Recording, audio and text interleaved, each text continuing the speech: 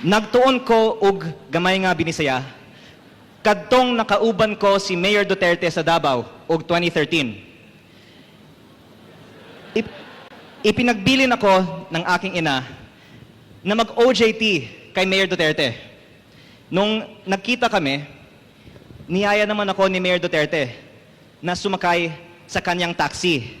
Magpatrol daw kami ng Davao at manghuli ng kriminal.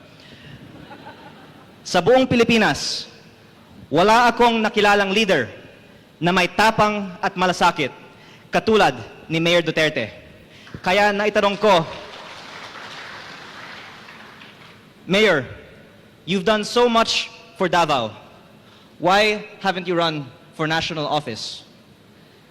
Kanyang sagot, the country is not ready. Many events have since transpired, and the rest, as they say, is history.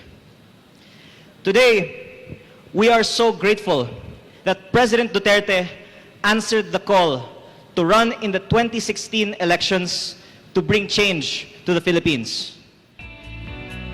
To show po our love and admiration for our idol, President Duterte, nagkusa po yung mga empleyado ng Solar Factory na gumawa ng special Digong Edition solar panel.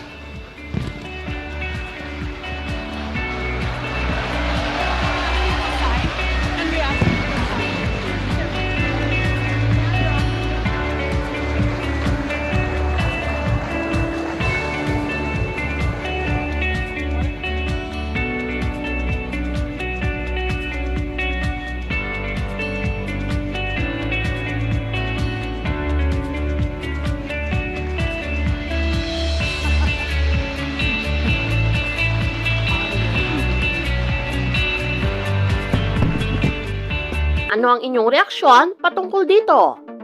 Para sa iba pang mga katanungan o suhestyon, i-comment nyo lamang sa ating comment section.